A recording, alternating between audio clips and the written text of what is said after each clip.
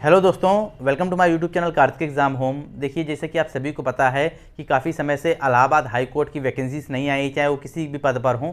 लेकिन अभी आप सबके लिए एक बहुत अच्छी खबर है कि इलाहाबाद हाई कोर्ट ने एक तरीके से अपनी अपकमिंग वैकेंसीज के बारे में जानकारी दी है, बताया है कि हम लगभग क्या कहते हैं इन पदों पर अपनी भर्ती जो है जल्द ही अपनी प्रक्रिया शुरू करेंगे इन भर्तियों को लेकर।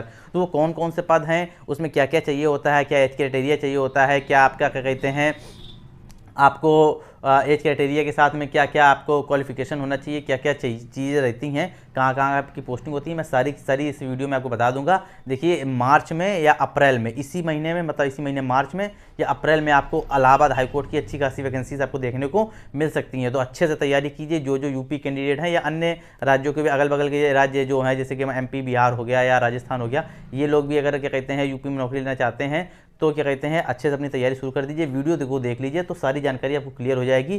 क्या क्या एज क्राइटेरिया चाहिए, क्या क्या किस किस पोस्ट पर वैकेंसी है, कितनी वैकेंसी है, लगभग सारी चीज़ें आपको मैं क्लियर कर दूंगा। ठीक है, देखिए क्या कहते हैं कौन कौन पद पर वैकेंसी है। इलाहाबाद हाईकोर्ट ने जो अल्टीमेटम जारी कर रहा है उसमें कौन कौन सी पोस्ट पर वैकेंसी निकल सकती है, निकलेगी, क्या कहते हैं वो पहले नंबर पर है समीक्षा अधिकारी, दूसरे नंबर पर सहायक समीक्षा अधिकारी। देखिए, जैसे कि अभी आपने देखा होगा, जैसे यूपीपीएससी समीक्षा अधिकारी, सहायक समीक्षा अधिकारी के जो पेपर है वो एक ही में कराता है, लेकिन इलाहाबाद हाईकोर्ट ऐसा नहीं करता है। इलाहाबाद हाईकोर्ट जो है जो समीक्षा अधिकारी का एग्जाम अलग कराता है, रिटन एग्जाम, और सहायक समीक्षा अधिकारी का एग्जाम अलग अलग कराता है, अलग अलग फीस भी लेता है। मतलब फॉर्म भरवाएगा तो समीक्षा अधिकारी का अलग भरवाएगा, सहायक समीक्षा अधिकारी का अलग भरवाएगा। ठीक है, तो समीक्षा अधिकारी के पद देखने को मिलेंगे, सहायक समीक्षा अधिकारी के पद देखने को मिलेंगे, एपीएस के जिनको स्टेनो आती है, एपीएस अपन ने सचिव के पद देखने को मिलेंगे, स्टेनोग्राफर के पद देखने को मिलेंगे, जूनियर असिस्टेंट के, और क्या कहते हैं group D post, group D में से अर्दली हो गया, जो क्या कहते हैं या अर्दली होता है, ड्राइवर होता है, इन सब चीज़ों के पद देखने को आपको मिलेंगे। जो स्टोर कीपर वगैरह होता है, ठीक है, सफाई मैन हो गया, ये लोग ये ग्रुप डी में आते हैं, ये वाले पद इसमें आ जाते हैं।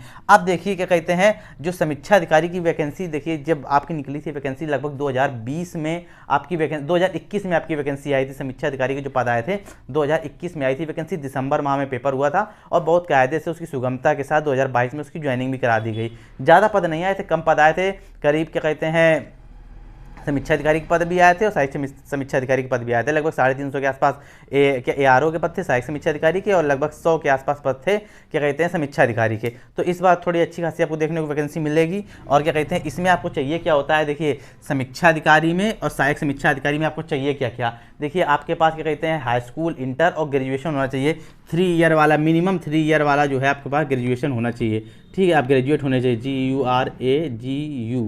GURADUAT ग्रेजुएट होने चाहिए आप। ठीक है, आप क्या कहते हैं ग्रेजुएट होने चाहिए। इसके बाद आपका क्या चाहिए, और क्या कहते हैं आपकी जो उम्र है, उम्र जो है वो 18 साल से लेकर 35 साल के बीच में होनी चाहिए, जनरल कैटेगरी के लिए, यूआर कैटेगरी के लिए। ठीक है, बाकी ईडब्ल्यूएस के लिए भी 18 से 35 ही चाहिए, ओबीसी के लिए 3 साल का रजिस्ट्रेशन मतलब 38, SC/ST 18 से 40। तो ये होता है आपका सहायक समीक्षा अधिकारी और समीक्षा अधिकारी, सहायक समीक्षा अधिकारी के लिए क्राइटेरिया। जो आपका रिटर्न एग्जाम होगा, देखिए रिटर्न एग्जाम पहले तो आपका ऑनलाइन होगा, और उसी दिन मतलब जैसे आपका रिटर्न एग्जाम कंप्लीट होगा तुरंत 10 मिनट के अंदर में आपकी टाइपिंग करा दीजिए। कि टाइपिंग टेस्ट जरूर मांगते हैं, हिंदी का और क्या कहते हैं इंग्लिश का टाइपिंग टेस्ट मांगेंगे, ओनली इंग्लिश का। एक बार याद रखिएगा, इस चीज़ को समझ लीजिए, इंग्लिश का टाइपिंग टेस्ट, हिंदी का नहीं इंग्लिश का। और स्पीड कितनी होनी चाहिए, 25 की स्पीड होनी चाहिए, 25 की स्पीड होनी चाहिए, 25 वर्ड प्रति मिनट आपका मांगेंगे। ठीक है, ये आपकी स्पीड होनी चाहिए। 10 मिनट आपकी टाइपिंग कराते हैं, 10 मिनट आपको टाइपिंग करने के लिए दिया जाएगा, 25 की स्पीड आपकी होनी चाहिए, और ज़्यादा आपके वर्ड भी गलत नहीं होने चाहिए क्योंकि वर्ड का क्राइटेरिया भी रहता है। ठीक है, तो ये तो आपका हो गया कहते हैं सहायक समीक्षा अधिकारी और समीक्षा अधिकारी के लिए आपके जो क्राइटेरिया है। जल्द ही वैकेंसी देखने को मिलेगी, हो सकता है मार्च में, इसी महीने में या अप्रैल में आपकी आएगी। अच्छा, एक चीज़ और है, ये जो कोर्ट की वैकेंसी होती हैं इनका जो है, इनका कोई भी मतलब नहीं होता है चुनाव से, उपचुनाव चल रहे हैं या किसी अलग अलग, मतलब चाहे राज्यसभा के चुनाव हो या केंद्र सरकार के चुनाव हो, राज्य सरकार के हो, कोई किसी से भी उनका मतलब नहीं रहता है। हाई कोर्ट अपनी वैकेंसी सुगमता से के साथ कराता रहता है, उसका चुनाव से, इलेक्शन से कोई लेना देना नहीं होता। आप ये नहीं कि बोल सकते हैं जैसे कि राज्य सरकार में होता है कि नहीं अभी एग्जाम टल गया है तो चलो जुलाई में होगा, चुनाव के बाद होगा। इसमें ऐसा नहीं होता। इसमें क्या कहते हैं आपकी वैकेंसी भी हो सकता है आचार संहिता के बीच में आ जाए,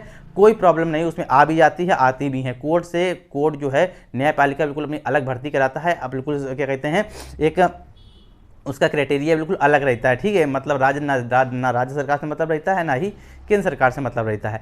आप क्या कहते हैं, दो भर्ती के बारे में आपने जाना। तीसरी भर्ती क्या है, अपर निजी सचिव की। ये क्या कहते हैं, अपर निजी, ये हाई कोर्ट में। अच्छा हाँ, एक चीज़ और, ये जो समीक्षा अधिकारी, सहायक समीक्षा अधिकारी की जो पोस्टिंग है, ये आपकी हाई कोर्ट में ही होगी। हाई कोर्ट कहाँ है, इलाहाबाद में भी है, और क्या कहते हैं आपका लखनऊ में भी है। इलाहाबाद हाई कोर्ट का जो हेडक्वार्टर है वो लखनऊ में है, तो आपकी लखनऊ में पोस्टिंग होगी, लखनऊ में, LUCKNOW, लखनऊ में, या फिर आपकी इलाहाबाद में, ठीक है। ज़्यादातर आपकी क्या कहते हैं, जो ज़्यादा पोस्टें होती हैं वो इलाहाबाद के लिए होती हैं, कुछ पोस्टें लखनऊ के लिए होती हैं। इस चीज़ का आप ध्यान रखिएगा।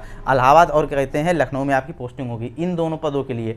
अब APS की बात कर लेते हैं। APS में क्या देखिए होता है, APS में भी आपका यही चाहिए, हाई स्कूल इंटर चाहिए, ग्रेजुएशन चाहिए, यही 3 साल की ग्रेजुएशन चाहिए, कम से कम 3 साल का। जैसे BTech वगैरह करे हो तो भी कोई प्रॉब्लम नहीं है, 4 साल ग्रेजुएशन हो जाएगा, कोई दिक्कत नहीं है। अच्छा हाँ, एक चीज़ मैं बताना आपको भूल गया, इसमें CCC भी चाहिए, इसमें CCC भी होना चाहिए, CCC भी होना चाहिए, ठीक है। CCC भी इसमें होना चाहिए आपको। CCC कॉम बिल्कुल बिल्कुल मैं बिल्कुल कंफर्म तरीके से बताऊँ, CCC अगर आपके पास नहीं है तो आप फॉर्म नहीं डाल सकते हैं। CCC आपके पास होना चाहिए, चाहे आप कितने भी ग्रेड से पास हो, ABCD कोई भी हो, आप पास होने चाहिए CCC, ठीक है। तो आपके पास अगर CCC नहीं तो फिर आप इस फॉर्म को नहीं डाल सकते हैं। और कोई क्राइटेरिया, मैं मतलब नॉर्मली CCC तो आज के समय में होना ही चाहिए, कोई भी ग्रेजुएट वाला कैंडिडेट हो उस पर CCC होता है। अगर नहीं है तो आप कर लीजिए, अभी टाइम है तो कर लीजिए, ठीक है। अभी मतलब इतना इसकी भर्ती के लिए पता नहीं मुझे टाइम है कि नहीं, हो सकता है इसी महीने आ जाए तो आप कहाँ से कर लोगे, लेकिन जल्दी जल्दी आप CCC कर लीजिए कि अन्य भर्तियों में आपको फायदा हो। चाहे आप कोई भी ग्रेड से पास हो जाएंगे, D ग्रेड से भी पास होंगे ना, तो कोई प्रॉब्लम नहीं है, ठीक है। अब उसमें सिर्फ इतना मांगते हैं कि CCC आप पास हैं कि नहीं है, आपको पास लिखा होना चाहिए, बट टिक लगा होना चाहिए। आपकी जो आपका सर्टिफिकेट आएगा उसमें से ग्रीन कलर का टिक लगा होना चाहिए, बस इतना ही देखा जाता है। बस पास होने चाहिए, ग्रेड से कोई मतलब नहीं होता है। अब बात कर लेते हैं आपके APS की। APS में भी 3 ईयर का ग्रेजुएशन मांगते हैं, 3 ईयर का कम से कम मिनिमम ग्रेजुएशन होना चाहिए, GURADUATE, आप 3 ईयर ग्रेजुएट होने चाहिए, प्लस CCC आपके पास होना चाहिए। इसके बाद और जो एज क्राइटेरिया है, इसमें आपका 18 से 35 होना चाहिए, 18 से 35 आपका होना चाहिए 18 क्राइटेरिया जनरल कैटेगरी के लिए। बाकी क्या कहते हैं आरक्षण आपको जो उम्र का आरक्षण है, जैसे कि OBC के लिए 3 साल, SC ST के लिए 5 साल, वो मिलेगा ही। OBC वाले 38 तक और SC ST वाले 40 तक फॉर्म को डाल सकते हैं। इसके बाद क्या कहते हैं, इसमें स्किल टेस्ट होता है। इसमें आपको रिटन एग्जाम के बाद आपका स्किल टेस्ट होगा, मतलब उसी दिन नहीं होगा, अलग दिन होगा। मतलब रिटन एग्जाम का रिजल्ट आने के बाद में आपका स्किल टेस्ट की डेट आती है, ठीक है। स्किल टेस्ट की डेट आएगी तो आपको क्या कहते हैं स्किल टेस्ट देना पड़ेगा। उसमें क्या कहते हैं आपको 400 वर्ड स्टेनो के बोले जाएंगे, मतलब शॉर्ट हैंड बोली जाएगी। उसको आपको क्या कहते हैं लिखना है पहले कॉपी में अपनी शॉर्ट हैंड की भाषा में। इसके बाद उसको क्या कहते हैं हिंदी में या इंग्लिश में उसको टाइप करना है। मतलब क्या कहते हैं आपका हिंदी स्टेनो, मतलब हिंदी APS अलग होता है, इंग्लिश APS अलग होता है। तो जिसमें आपको स्टेनो आती हो हिंदी, अगर आपको हिंदी वाला फॉन्ट आता है, मतलब आपको हिंदी वाली स्टेनो आपने सीखी है तो हिंदी वाला टाइप करेंगे आप, ठीक है। और इंग्लिश वाली स्टेनो सीखी है तो आप इंग्लिश वाला टाइप करेंगे। दोनों के एग्जाम भी अलग अलग होते हैं। लेकिन अगर आपने जैसे आप फॉर्म भरते समय आपको बताना पड़ेगा कि आपको स्किल टेस्ट किस भाषा में देना है। अगर आपको हिंदी में अगर आपने चूज़ किया है तो आपका हिंदी में स्किल टेस्ट होगा, अगर आपने इंग्लिश में चूज़ किया है स्किल टेस्ट तो आपका इंग्लिश में स्किल टेस्ट होगा, ठीक है ना। तो उससे आपको टाइप करना पड़ेगा, आपको शॉर्ट हैंड लिखनी पड़ेगी, उसी से आपको टाइप करना पड़ेगा। ये हो गया देखिए आपका APS का क्या कहते हैं वो हो गया कि आपका एडिशनल प्राइवेट सेक्रेटरी जो होता है हाई कोर्ट में, वो इस तरीके से। इसमें भी जो पोस्टिंग होगी आपकी लखनऊ में होगी और आपकी इलाहाबाद में होगी, ठीक है। बस इन्हीं 2 जगह पर पोस्टिंग होगी। इलाहाबाद का मतलब मैं प्रयागराज की बात कर रहा हूँ, ठीक है। देखिए हाई कोर्ट ने अपना नाम अभी इलाहाबाद ही रखा है, उसने प्रयागराज हाई कोर्ट नहीं किया, उसने इलाहाबाद हाई कोर्ट ही अभी रखा है, उसने कोई चेंज नहीं किया, इसलिए मैं आपको इलाहाबाद बोल रहा हूँ, ठीक है। ये मत सोचिएगा कि मैं प्रयागराज को नहीं बोला, तो मैं आपको इसीलिए मैं इलाहाबाद हाई कोर्ट बोल रहा हूँ बार बार, ठीक है। अब क्या कहते हैं, अब स्टेनोग्राफर की बात कर लेते हैं। अच्छा एक चीज़ और मैं आपको बता दूं, एक चीज़ में रह गई थी। देखिए ये 4800 ग्रेड पे की नौकरी है, ठीक है। समीक्षा अधिकारी की, सहायक समीक्षा अधिकारी की 4600 ग्रेड पे की नौकरी है। और क्या कहते हैं ये जो एडिशनल प्राइवेट सेक्रेटरी है ये भी 4600 ग्रेड पे की नौकरी है। अब क्या कहते हैं आपकी स्टेनोग्राफर में आ जाते हैं। स्टेनोग्राफर में आपके आ जाते हैं, इसके पद भी आने वाले हैं। देखिए स्टेनोग्राफर में क्या होता है, इसमें पहले आपका रिटन एग्जाम होगा। ये जो क्या कहते हैं इलाहाबाद हाईकोर्ट की स्टेनोग्राफर की वैकेंसी आती है, इसमें स्टेनोग्राफर लिखा होगा। वो ये जो वैकेंसी है ये 2800 ग्रेड पे की होती है, और इसमें जो है हाई कोर्ट में आपकी पोस्टिंग नहीं होगी। इसमें अलग अलग जो आपके जो अलग अलग ज़िले हैं उसमें जो डिस्ट्रिक्ट कोर्ट हैं, ठीक है, आपके जिला न्यायालय हैं, उसमें आपकी पोस्टिंग होती है। जैसे कानपुर जिला न्यायालय, उन्नाव जिला न्यायालय, मेरठ जिला न्यायालय, गाजियाबाद जिला न्यायालय, आगरा जिला न्यायालय, जो आपके अलग अलग मतलब जो क्या कहते हैं जो आपके कोर्ट होते हैं अलग अलग शहरों में अलग अलग कोर्ट होते हैं, तो उसमें आपकी पोस्टिंग होती है, ठीक है ना। तो उसमें आपकी पोस्टिंग होगी। इसमें भी आपका इसमें देखिए क्या क्या मांगते हैं, इसमें हाई स्कूल इंटर और ग्रेजुएशन मांगते हैं। 3 ईयर का ग्रेजुएशन आपके पास होना चाहिए। स्टेनोग्राफर में कम से कम 3 ईयर का ग्रेजुएशन होना चाहिए। हाई स्कूल मतलब 10th प्लस 12th, ठीक है। प्लस का आप क्या कहते हैं क्या कहते हैं ग्रेजुएशन होना चाहिए, प्लस आपका ट्रिपल सी होना चाहिए, आपके पास ट्रिपल सी होना चाहिए, प्लस आपके पास ट्रिपल सी होना चाहिए, प्लस इसके बाद क्या होना चाहिए, देखिए आपके पास स्टेनो का सर्टिफिकेट होना चाहिए, स्टेनो का सर्टिफिकेट। आप कह दो स्टेनो का सर्टिफिकेट कहाँ से मिलेगा, अगर आपको ये कन्फ्यूजन स्टेनो का सर्टिफिकेट कहाँ से मिलेगा, तो देखिए जिस कोचिंग में आज जैसे मान लीजिए आपको कोई मतलब आपने स्टेनो से ITI किया है, ना आपने कोई ऑफिशियल स्टेनो का कोई कोर्स किया है, तो आपको स्टेनो का सर्टिफिकेट कहाँ से मिलेगा। देखिए स्टेनो सर्टिफिकेट की कोई मतलब इतनी महत्वता है, लेकिन इस तरीके की नहीं है कि मतलब आपको कोई अलग से कोई किसी संस्था से करना चाहिए, ऐसी ज़रूरी भी नहीं है। जहाँ पर आपने अपनी स्टेनो सीखी, जिस टीचर से के पास या आपने स्टेनो सीखी है, वो खुद ही आपको कोचिंग वाला खुद ही आपको अपना स्टेनो का सर्टिफिकेट बना के दे देगा, वही आपका सर्टिफिकेट भी मान्य हो जाएगा। आप ये मत सोचिएगा मैं लखनऊ से बनवाऊँ, मैं यूनिवर्सिटी से बनवाऊँ, मैं क्या कहते हैं किसी ITI से बनवाऊँ जाके, या मुझे अलग से रुपया देना पड़ेगा, ऐसा कुछ नहीं है। आप किसी कोचिंग सेंटर जहाँ से आपने स्टेनो सीखी है उसी से कहिए कि भैया हमको स्टेनो सर्टिफिकेट चाहिए। जो रजिस्टर्ड कोचिंग सेंटर होते हैं वो आपको खुद ही अपना स्टेनो सर्टिफिकेट बना के दे देंगे। कानपुर में तो बहुत हैं, कानपुर में भी लोग बना के देते हैं, अलग अलग शहरों में जहाँ से लोग स्टेनो सीखते हैं, जिसमें कानपुर का हूँ, कानपुर नगर का, ठीक है। यहाँ पर स्टेनो में कोचिंग सेंटर से अगर आपने जहाँ पर सीखी, अगर आपने प्रैक्टिस की है वहाँ से, तो आपको सर्टिफिकेट वो दे देंगे बना के, ठीक है। अगर आपका जैसे वेरिफिकेशन डेट आएगा वो कह दी कि सर मेरा सर्टिफिकेट बना दीजिए, तो अपना बना के आपका दे देंगे, ठीक है। तो ये वाला सर्टिफिकेट आपको चाहिए होता है, सर्टिफिकेट ज़्यादा मैं कायदे से नहीं लिखा, समझ जाइएगा, स्टेनो का सर्टिफिकेट जो आपको चाहिए होता है। यहाँ पर स्टेनो इसमें ये अब मैंने आपको बता दिया है कि जिला न्यायालय में पोस्टिंग होगी, आपको कोई भी जिला दिया जा सकता है। जैसे आप कानपुर के हो सकता है आपको लखनऊ मिल जाए, हो सकता है आपको इलाहाबाद मिल जाए, हो सकता है आपको गाजियाबाद मिल जाए, मेरठ मिल जाए, गोरखपुर मिल जाए, कुछ भी मिल सकता है, ठीक है। समझ लीजिए। अब इतनी चीज़ आप समझ गए। अब बात कर लेते हैं, अब देखिए हम लोग बात कर लेते हैं क्लर्क की। क्लर्क में क्या क्या होता है, क्लर्क का भी ज़्यादा मतलब क्या, जो क्लर्क की पोस्ट होती है वो 2000 ग्रेड पे की होती है, ठीक है ना। क्लर्क की जो पोस्ट होती है वो 2000 ग्रेड पे की होती है, 2000 ग्रेड पे की होती है, ग्रेड पे, ठीक है, GP, ठीक है, मैं लिख दे रहा हूँ। इसमें क्या होता है, देखिए इसमें आपको ग्रेजुएशन नहीं मांगते हैं, इसमें नॉर्मली आपके पास 10th और 12th होना चाहिए, 10th की मार्कशीट होनी चाहिए और 12th की मार्कशीट आपके पास होनी चाहिए, इंटरमीडिएट आप होने चाहिए, पास होने चाहिए, प्लस आपके पास CCC का डिप्लोमा होना चाहिए। इसमें बस इतना ही मांगते हैं। अच्छा हाँ, एक चीज़ मैं आपको बताना भूल गया, एज क्राइटेरिया मैं बताना भूल गया। स्टेनोग्राफर में एज क्राइटेरिया क्या होता है, देखिए एज क्राइटेरिया जो है इसमें होता है 18 से 40 ईयर, ठीक है। इसमें 18 से 40 तक के लड़के मतलब के कैंडिडेट जो हैं, लड़के लड़कियां फॉर्म डाल सकते हैं, मतलब जो जनरल कैटेगरी के हैं, OBC कैटेगरी के 18 से 43 तक और SC ST के 18 से 45 तक इस फॉर्म को डाल सकते हैं। इसके बाद क्या कहते हैं, जो क्लर्क के लिए वो जो एज क्राइटेरिया होता है, इसमें चाहिए क्या क्या होता है, 10th 12th और प्लस CCC चाहिए होता है। इसमें भी आपकी टाइपिंग होती है, इसमें आपकी टाइपिंग होती है, हिंदी और इंग्लिश दोनों की आपकी टाइपिंग होती है, हिंदी इंग्लिश दोनों की आपकी टाइपिंग होती है। 25 वर्ड प्रति मिनट आपको हिंदी में चाहिए होते हैं, 30 वर्ड प्रति मिनट आपको इंग्लिश में चाहिए होते हैं, ठीक है ना। अच्छा, स्टेनो की मैं आपको बता दूं, स्टेनो में भी हिंदी इंग्लिश होता है। अगर आपने हिंदी स्टेनो सीखी है तो आप फॉर्म भरते समय हिंदी लिखेंगे स्टेनोग्राफर में स्किल टेस्ट में, और अगर आपने इंग्लिश स्टेनो सीखी है तो स्टेनो मतलब फॉर्म भरते समय आप उसमें इंग्लिश टाइप करेंगे कि हमको इंग्लिश में स्किल टेस्ट देना है, ठीक है। उसका भी स्किल टेस्ट होता है, 5 मिनट की स्टेनो उसमें बोली जाती है। स्किल टेस्ट में 400 वर्ड की 80 की स्पीड से बोली जाएगी, ठीक है। और क्या कहते हैं, आपको अगर 400 वर्ड बोले जाएंगे, और आपको अगर आपने हिंदी स्टेनो सीखी है तो हिंदी में आप टाइप कीजिएगा, अगर आपने फॉर्म भरते समय हिंदी भरा है, और इंग्लिश स्टेनो सीखी है तो आप इंग्लिश में टाइप करेंगे अपने जो फॉर्म भरते समय आपने भरा है। इसमें आपकी हिंदी इंग्लिश टाइपिंग दोनों के लिए कॉमन है, चाहे क्या कहते हैं, अगर आपने एक सीखी एक नहीं सीखी तो आप बाहर हो जाएंगे, फेल हो जाएंगे, ठीक है।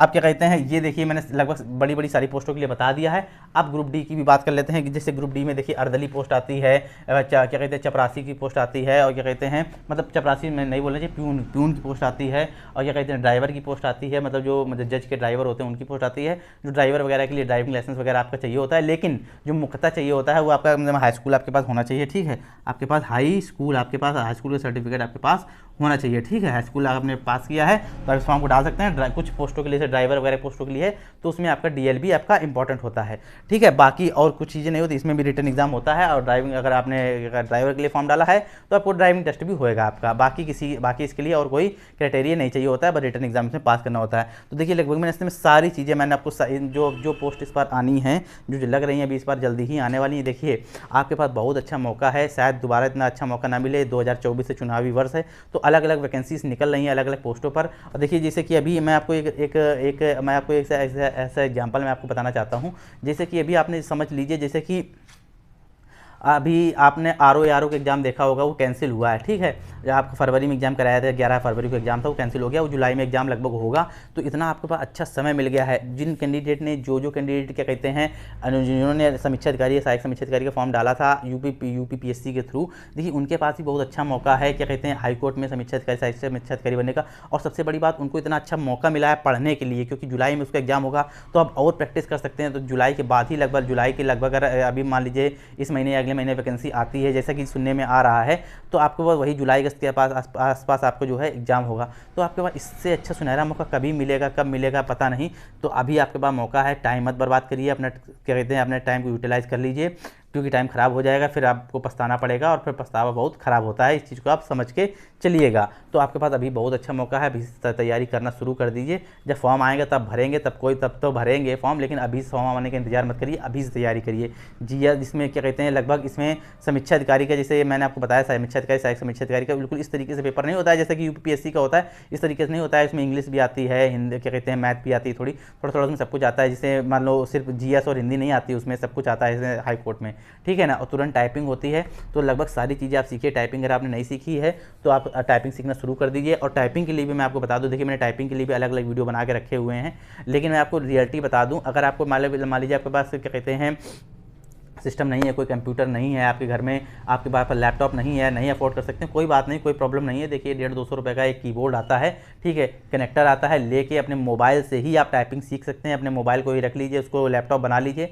ऐसा मतलब इस तरीके के ऐप आते हैं, मैंने ऐप के बारे में बताया हुआ है पिछले वीडियोज़ में। देखिए अभी मैं बताना शुरू करूँगा तो वीडियो बहुत लंबा हो जाएगा, ऑलरेडी बहुत लंबा हो चुका है, ठीक है। तो मैं उसके लिए मैं अलग से वीडियो चलिए अच्छा बना दूंगा। तो मैंने पहले भी बताया हुआ है कि इस तरीके से आपको टाइपिंग सीखनी है मोबाइल पर, ठीक है। तो अब आपको लगभग सारी चीज़ें मैंने क्लियर कर दी हैं।